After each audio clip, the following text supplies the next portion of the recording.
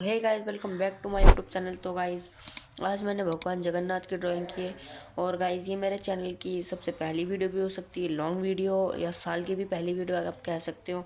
तो मैंने जगन्नाथ भगवान की पहले आउटलाइन बना ली थी पेंसिल से। अभी हम इसको पेन से बॉर्डर करेंगे। तो बिना टाइम को वेस्ट किए चलिए शुरू करते हैं।